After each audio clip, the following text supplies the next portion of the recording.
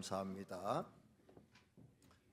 우리 교회는 제자 훈련을 하는 교회입니다. 이제 오늘 오후 예배 때 수료하는 분들은 8기 혼성반 8분입니다.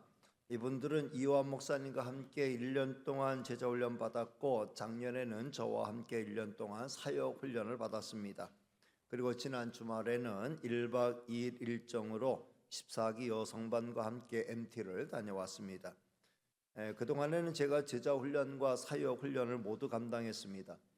그러나 체력적 한계와 함께 사역의 분담 차원에서 이완 목사님께 제자 훈련 1년 과정을 맡겼습니다. 그 결과는 대단히 성공적이었습니다. 이번 MT를 통해 소감을 들어보니 이완 목사님과 함께한 제자 훈련에 많은 만족감을 보였습니다. 이는 대단히 고무적인 일이 아닐 수 없습니다. 제자 훈련에 있어서 지도자의 역할은 아무리 강조해도 지나치지 않습니다. 제자 훈련에 실패하는 많은 경우를 보면 훈련생의 문제라기보다는 지도자의 문제인 경우가 많이 있습니다. 물론 지도자가 아무리 애를 써도 훈련생이 따라오지 못하면 제자 훈련은 성공할 수 없습니다. 그러나 그런 경우는 드물고 지도자의 역량 부족인 경우가 많이 있습니다. 이런 면에서 이번에 8분이 수료하게 된 것은 대단히 성공적인 일이라 할 수 있습니다. 갈수록 훈련생을 모집하는 것이 쉽지 않습니다. 먹고 살기 그만큼 힘들어졌기에 성도들이 제자 훈련을 위해 2년 동안의 시간을 내는 일도 더욱 힘들어졌습니다. 그러함에도 불구하고 우리가 제자 훈련을 계속하려는 것은 그 훈련이 그만큼의 효과를 보고 있기 때문입니다. 수료하신 분들의 소감을 들어보면 일단 모든 훈련의 과정은 힘들었지만 대단히 유익했다는 이야기를 들을 수 있었습니다. 듣기에 좋게 하는 말일 수도 있겠지만 꼭 그런 것은 아니라는 것을 여러 가지 변화를 보아서 알 수 있습니다. 예수님과 함께 3년 동안 동고동락하면서 훈련받은 사도들은 처음에는 매우 부족했습니다. 훈련 마치는 순간까지도 저들은 매우 부족했습니다. 그러나 예수의 영, 성령의 충만함을 받고 성령의 은사와 능력을 받아 사역할 때 주께서 맡기신 일들을 성공적으로 완수했습니다. 우리의 훈련도 마찬가지입니다. 훈련의 과정으로 모든 것이 이루어질 수 없습니다. 시작은 훈련의 과정을 마친 때부터죠. 지금까지 많은 성도가 제자 훈련의 과정을 거쳤습니다. 다시 시작한다는 기분으로 제자됨의 본질을 회복하고 주님의 뒤를 더욱 바짝 따르는 모든 성도가 되면 좋겠습니다. 저도 더욱 분발할 테니까 같이 힘쓰기를 주님의 이름으로 축복합니다. 자, 오늘 말씀은 예수님께서 전도하러 나서는 제자들에게 전도가 결코 쉬운 일이 아님을 알려주신 말씀이죠. 2000년 전에 들려주신 말씀인데 오늘 이 시대 상황과 어떻게 이렇게 정확하게 들어맞는지 신기할 따름이에요. 시대는 변해도 사람은 변하지 않기 때문이죠. 먼저 예수님 당시 세대를 비유한, 예수님이 그 당시 세대를 비유한 말씀을 살펴보도록 하겠습니다. 자, 16절과 17절 말씀을 같이 읽겠습니다. 시작. 이 세대를 무엇으로 비유할까? 비유하건대 아이들이 장터에 앉아 제 동물을 불러 이르되 우리가 너희를 위하여 피리를 불어도 너희가 춤추지 않고 우리가 슬피 울어도 너희가 가슴을 치지 아니하였다 함과 같도다. 한마디로 말해서 무관심이죠. 다른 말로 말해서 자기밖에 모르는 거예요. 철저한 자기중심이죠. 갈수록 현대사회는 자기밖에 모르는 세상으로 흘러가고 있습니다. 이건 바람직한 방향으로 흘러가는 게 아닙니다. 하나님은 사람을 사회적 인간으로 만드셨어요. 결혼 제도를 만드셨고 가정을 이루게 하시고 자녀를 얻게 하셨습니다. 자기밖에 모르는 인간은 사회성을 상실하게 되고 결국 그런 세상은 암울한 세상이 될 수밖에 없습니다. 성숙한 사회로 나가는 가장 큰 발걸음은 관심과 관계와 배려. 하나님의 나라도 마찬가지죠. 하나님의 나라는 관심 갖고 관계 맺고 서로 배려하는 데서 시작이 됩니다. 하나님은 우리와 관계를 맺기 위해 우리의 형편과 사정을 살펴 우리를 찾아오셨습니다. 그리고 목자 없는 양과 같은 우리 인생을 위해 친히 목자가 되어 주셨습니다. 그래서 우리의 구원은 성립이 된 거죠. 근데 예수님 당시 세상은 예수님에 대해서 무관심했습니다. 주께서 전하시는 사랑과 복음에 대해 전혀 무관심했습니다. 지금도 마찬가지예요. 이 세상은 주님에 대해 여전히 무관심하며 복음에 대해 무관심합니다. 그래도 우리는 저들을 찾아가야 한다는 거죠. 관심을 가지도록 만들어야 한다는 겁니다. 들을 수 있는 귀를 열어가야 한다는 거죠. 절대로 쉬운 일이 아닙니다. 그렇게 더욱 기도하며 애를 써야 한다는 걸 말씀하고 있죠.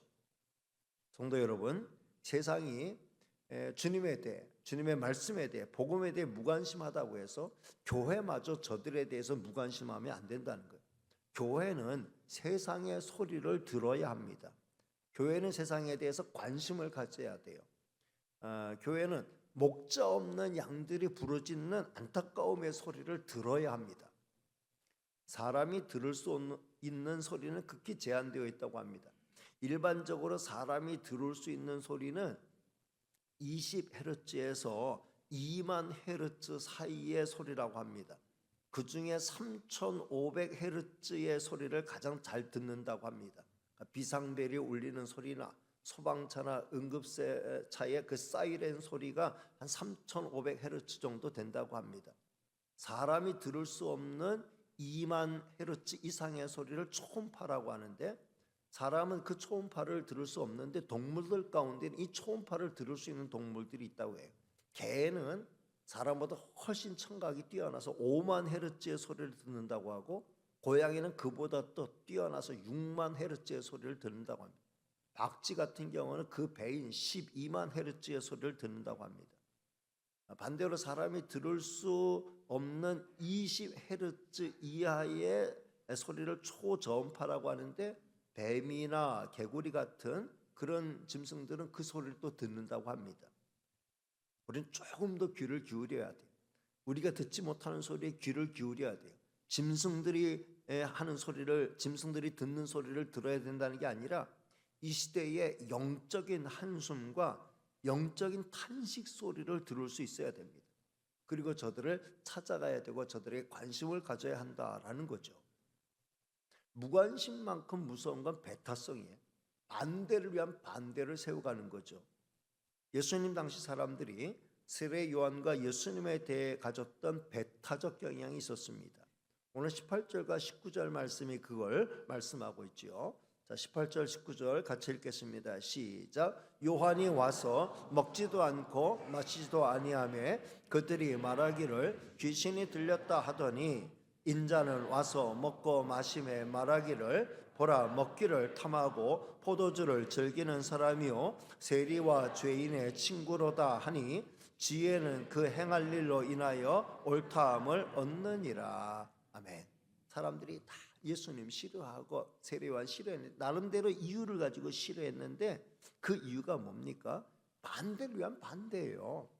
요한은 먹지도 않고 마시지도 않으니까 싫고, 예수님은 먹고 마시니 싫다. 이 사람은 이래서 싫고 저 사람은 저래서 싫고, 이유를 갖다 대면 다 싫을 수 있는, 반대를 위한 반대를 얼마든지 만들어낼 수 있는 거죠. 지금 우리 사회의 문제 가운데 하나가 반대를 위한 반대가 극성을 부리는 거예요. 반대를 위한 반대는 양극단을 낳습니다.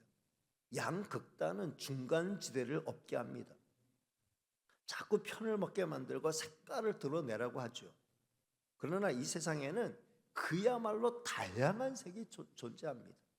우리 눈으로 볼 수 있는 색깔만 있는 게 아니라 우리 눈으로 볼 수 없는 훨씬 더 많은 색깔이 존재하고 있다는 거죠. 반대편의 이야기도 들을 수 있어야 하고 자기 주장만큼 다른 사람의 주장도 생각할 수 있어야 돼요. 그래서 조화를 이룰 줄 알아야 되는데, 양보와 타협, 화합과 조화가 그래서 필요한데, 근데 다 자기 소리만 내는 거죠. 각각의 소리도 좋지만 합주라든지 협주라든지 심포니는 더욱 감동적인 소리를 만들어냅니다. 하나님은 이 세상을 정말 조화롭게 만드셨어요. 빛과 어둠의 조화, 물과 불의 조화, 추위와 따뜻함의 조화, 강함과 부드러움의 조화, 남과 여의 조화 등, 조화는 상대방의 단점을 찾아내고 꼬투리를 잡는 것보다 남의 장점을 찾아내고 그 중심을 잡는 것에서 시작이 되죠. 성도 여러분, 세례 요한의 꼬투리를 잡아내려 한 사람들은 세례 요한의 메시지를 들을 수 없었어요. 예수님의 꼬투리를 잡아내려고 하는 사람들은 예수님의 핵심 메시지를 들을 수 없었습니다. 아직도 이 세상에는 교회에 대해서 막연한 거부감과 함께 우리의 전도에 대해 막연한 반감을 지닌 사람들이 많이 있습니다. 우리는 이 모든 걸 감안하고 복음을 전해야 되죠. 절대로 저들 때문에 마음을 상하거나 저들을 미워하면 안 됩니다. 오히려 더 불쌍히 여기는 마음 가지고 우리가 기도하면서 또 다음의 기회를 찾아야 하는 것이죠. 예수님은 그 시대 사람들의 무관심과 배타성을 책망하셨습니다. 20절로부터 24절 말씀이 그 말씀이죠. 자, 빠르게 읽어보겠습니다. 시작. 예수께서 권능을 가장 많이 행하신 고을들이 회개하지 아니하므로 그때 책망하시되 화 있을진저 고라시나 화 있을진저 베세다여 너에게 행한 모든 권능을 두로와 시돈에서 행하였더라면 그들이 벌써 베옷을 입고 제에 앉아 회개하였으리라. 내가 너희에게 이르노니 심판날에 두로와 시돈이 너희보다 견디기 쉬우리라. 가버나움아, 내가 하늘에까지 높아지겠느냐? 음부에까지 낮아지리라. 내게 행한 모든 권능을 소돔에서 행하였더라면 그 성이 오늘까지 있었으리라. 내가 너희에게 이르노니 심판날에 소돔 땅이 너보다 견디기 쉬우리라 하시니라. 예수님이 가장 많이 사역하셨고 가장 많은 기적을 베푸셨고 가장 많은 가르침을 베푸셨던 지역에서 의외로 예수님을 따르는 무리가 적게 나왔어요. 저들은 자기들이 먹을 수 있는 것만, 달콤한 것만 받아먹고 예수님이 전하고자 하는 핵심은 캐치하지를 못하고, 그리고 그 부분에 대해서는 무관심으로 그렇게 일관성 있게 나갔던 것이죠. 그럴 때 예수님은 저들의 영적인 무관심과 영적인 배타성에 대해서 책망하신 겁니다. 예수님의 이런 책망은 여전히 무관심과 배타성에 절어서 살고 있는 이 시대 사람들을 향한 것이기도 하다고 볼 수 있습니다. 성도 여러분, 하나님이 찾으시는 사람은 목자 없는 양으로서의 자기 실존을 깨닫고 겸손하게 하나님의 인도를 구하는 자들이에요. 저들은 하나님의 말씀을 듣게 되어 있습니다. 25절로부터 27절까지 말씀을 같이 읽겠습니다. 시작. 그때 예수께서 대답하여 이르시되 천지의 주제이신 아버지여, 이것을 지혜롭고 슬기 있는 자들에게는 숨기시고 어린아이들에게는 나타내심을 감사하나이다. 옳소이다. 이렇게 된 것이 아버지의 뜻이니이다. 내 아버지께서 모든 것을 내게 주셨으니 아버지 외에는 아들을 아는 자가 없고 아들과 또 아들의 소원대로 계시를 받는 자 외에는 아버지를 아는 자가 없느니라. 나름대로 똑똑하다 하고 나름대로 의롭다 생각하고 나름대로 부자라고 생각하는 이들은 예수님을 찾지 않았어요. 저들은 예수님이 나타나도 거들떠보지 않았고 아무런 관심도 보이지 않았습니다. 그런 저들이 예수님의 말씀에 귀를 기울였을 리는 만무하죠.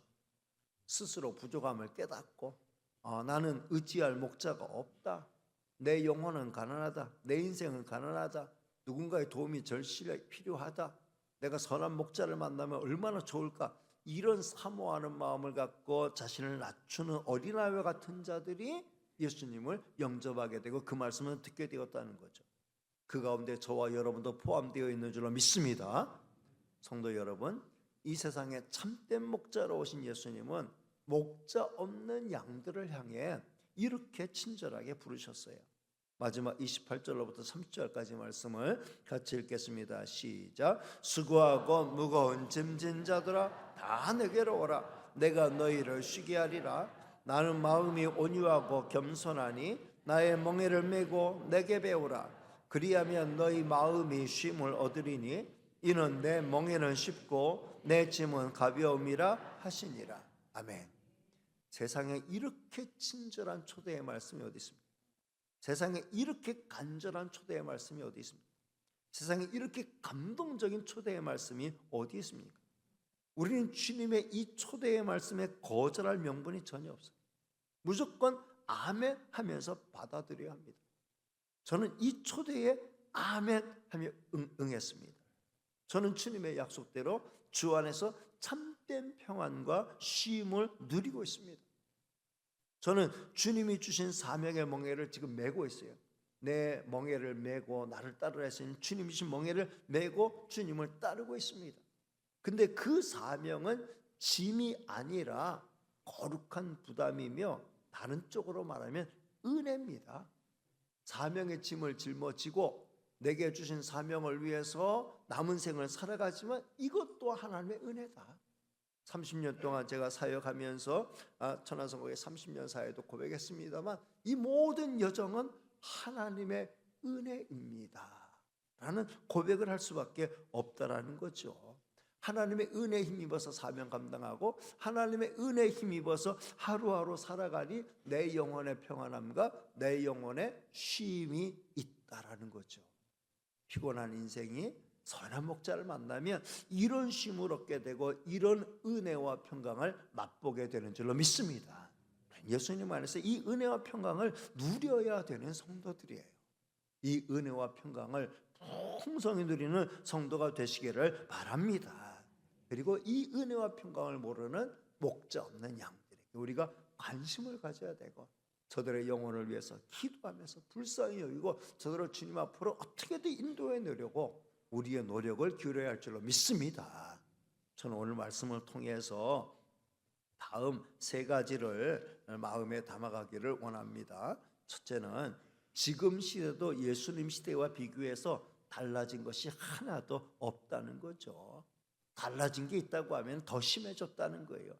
무관심과 배타성은 더 심해졌어요. 옛날에 집과 집 사이의 벽은 거의 없었죠. 지금은 철저히 분리되어 있습니다. 콘크리트로 철문으로 철저히 분리되어 있어요. 바로 옆집에서 무슨 일이 일어나고 있는지 전혀 알 수 없으며 관심도 없습니다. 오직 내일 나와 관계되어 있는 일, 내가 관심 있는 일에만 신경을 집중합니다. 당장에 먹고 사는 일에 바빠서인지 내세에 대해서는 특별한 관심이 없습니다. 따라서 전도하기가 그만큼 어려워졌습니다.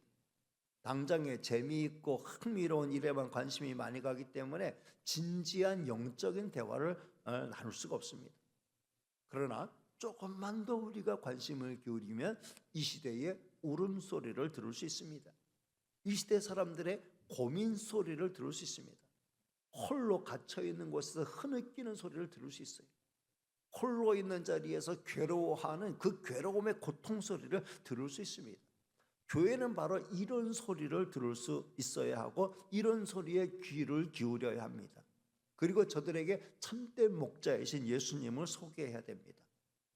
따라서 우리야말로 이 시대 사람들이 부는 피리 소리에 반응하고 이 시대 사람들의 가슴 치는 통곡 소리에 반응해야 되는 자들입니다. 우리가 먼저 저들의 소리에 반응할 때 저들도 우리의 소리에 반응하게 될 것입니다. 무관심과 배타성이 짙어지는 시대 가운데 주님의 마음으로 주님의 눈과 귀가 되어서 어둠을 살피고 저들의 울음소리를 듣고 반응하는 저와 여러분이 되시기를 바랍니다. 우리 주님이 그러셨어요. 우리 주님이 먼저 우리에게 귀를 기울이시고 우리의 탄식 소리, 한숨 소리를 들으시고 우리를 찾아오셨듯이 우리도 이 시대를 찾아가야 할 줄로 믿습니다.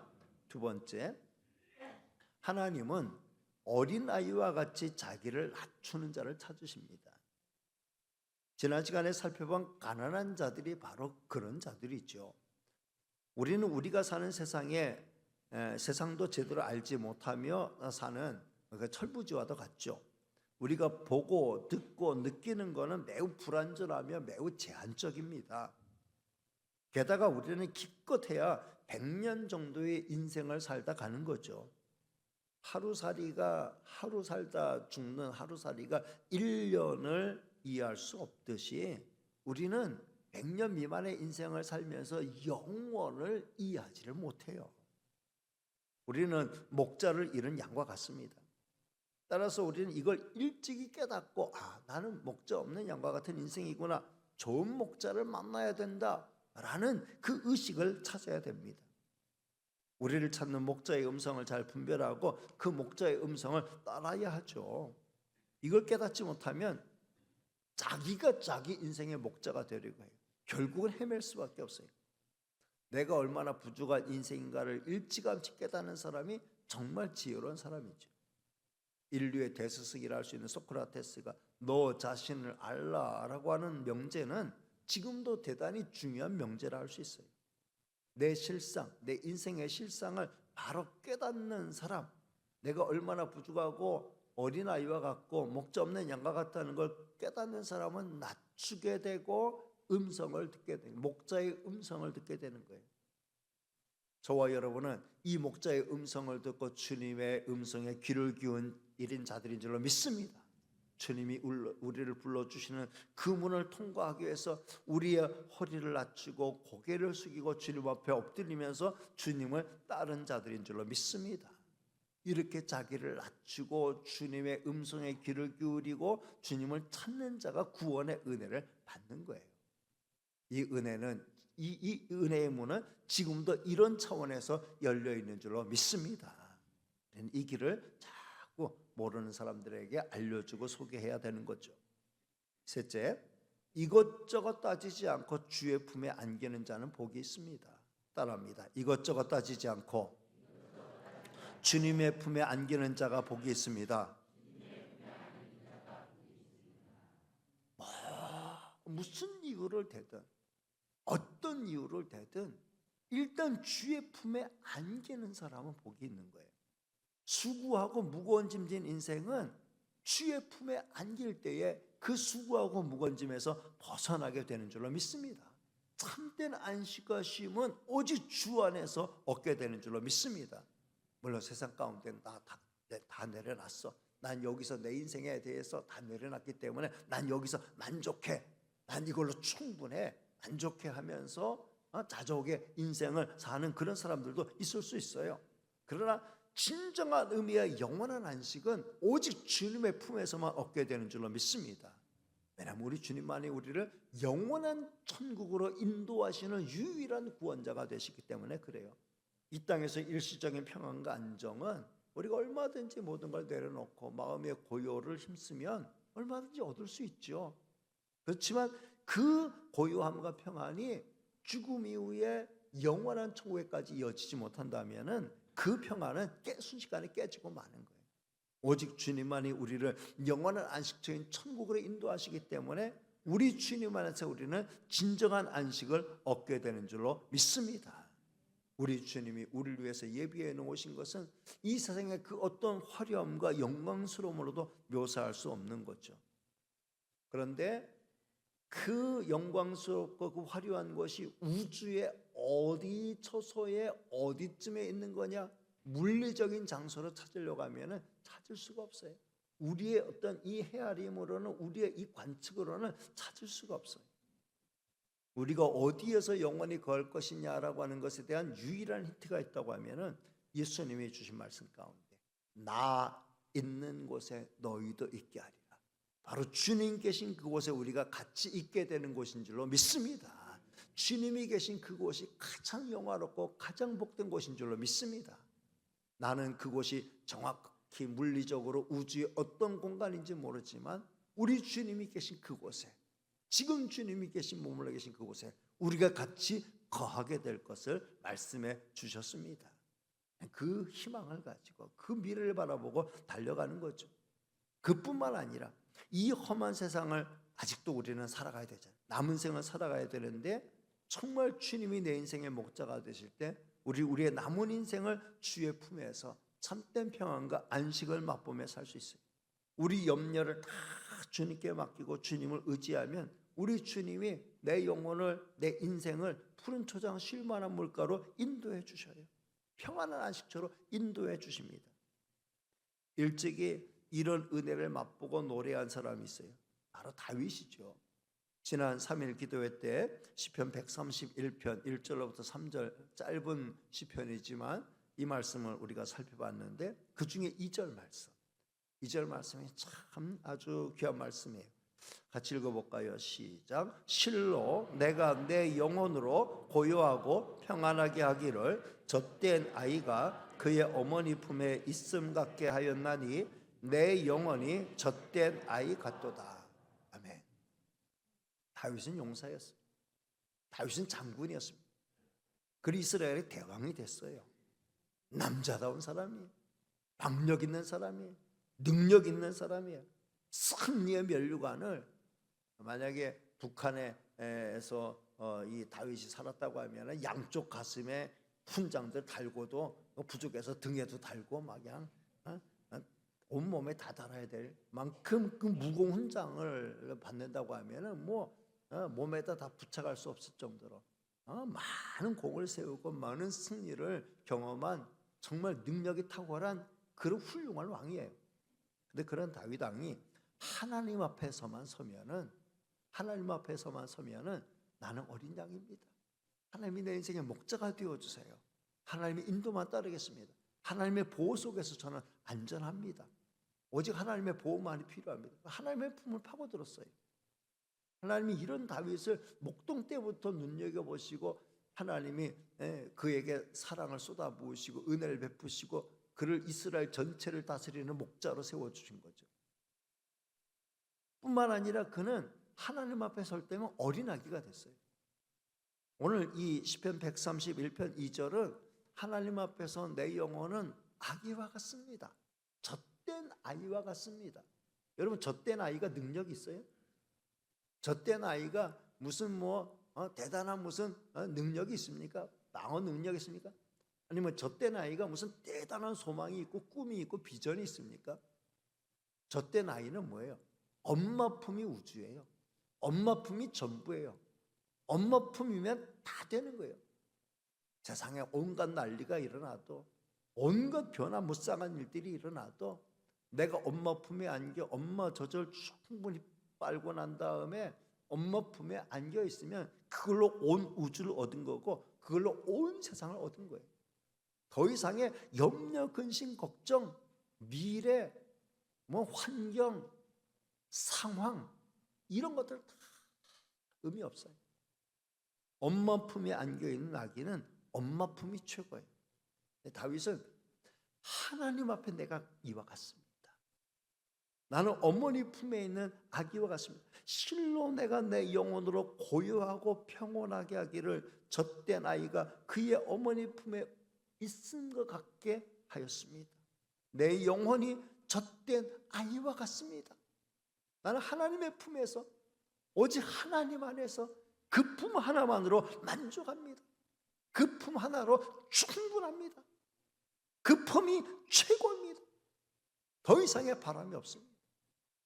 나는 오직 주의 품에 안겨있는 젖된 아이로서 충분합니다. 그걸로 나는 주 안에서 진정한 쉼과 안식을 얻습니다. 그렇게 노래하며 주님의 품을 파고들었던 거예요. 오늘 예수님이 수고하고 무거운 짐진 자들아 다 내게로 오라. 내가 너희를 품어주겠다 말씀하시는 거예요. 주님은 그 넓은 품을 지금도 우리를 향해 펼치고 계십니다. 그 품에 안기는 저와 여러분이 되시기를 바랍니다. 그 품에 안겨서 주의 품에 안겨서 마치 엄마 품에 안긴 아이와 같은 정말 주의 품에서 참된 안식과 참된 만족 얻으면서 이 세상이 얼마나 요지경성입니다. 얼마나 내 마음과 내 정신을 산란시키는 이런 일들이 얼마나 많이 있습니까? 얼마나 많은 주장과 얼마나 많은 아우성들이 있습니까? 어떻게 살아야 내가 이 세상 가운데 중심을 잡고 바로 설 것인지 정말 하루하루가 위태로운 관점에서 보면 위태로운 줄타기를 하고 있다고도 볼 수 있어요. 그러나 여러분, 상황보다 주님께 집중하는 성도가 되시길 바랍니다. 하나님께 집중하는 성도가 되시길 바랍니다. 세상에 대해서 무관심하라는 게 아니에요. 아까도 말씀드렸지, 세상을 향해 배타성을 가지라는 게 아니에요. 우리는 저들의 영혼의 신음소리를 듣고 아픔 소리를 듣고 정말 저들의 괴로움의 고통 소리를 들을 수 있어야 되지만 내 영혼은 주의 품에서 참된 안식을 누리면서 저들을 주님의 품으로 인도할 수 있기 위해서 귀를 열고 인도할 수 있기를 위해서 최선을 다하는 저와 여러분이 되시기를 바랍니다. 그래서 주 안에서 참된 평안을 맛보면서 그 은혜와 은총을 가지고 세상을 리더해 나가는 훌륭한 저와 여러분이 될 수 있기를 주님의 이름으로 축복합니다. 기도하겠습니다. 은혜로우시고 사랑 많으신 하나님 감사합니다. 오늘도 저희를 사랑해 주시고 하나님 앞에 불러주셨으니 감사합니다. 하나님의 품에 안겨있는 다윗은 내가 마치 젖을 때 나이가 엄마 품에 있은 것 같습니다. 내 영혼이 주의 품에서 참된 안식과 만족을 얻습니다. 노래하였습니다. 우리 주님은 그 넓은 품을 펼치시면서 수고하고 무거운 짐진 자들아 다 내게로 오라. 내가 너희를 쉬게 하리라. 우리 주님이 말씀하여 주었고 내 멍에를 메고 나를 따르라. 십자가 지고 따르라는 거지만 그러나 주님이 함께 하시기 때문에 은혜로 감당할 수 있는 짐임을, 은혜로 감당할 수 있는 십자가임을 말씀하여 주셨으니 감사합니다. 주님 안에서 이 평안 맛보고 주께서 주신 십자가는 기쁨으로 지고 나가는, 그래서 이 시대의 어둠을 향하여, 이 시대에 정말 소외된 영혼들을 향하여 안타까운 소리를 부르짖는 자들의 소리를 들으면서 저들을 찾아갈 줄 아는 저희가 되게 하여 주옵소서. 모든 말씀 예수님의 이름으로 기도하옵나이다. 아멘.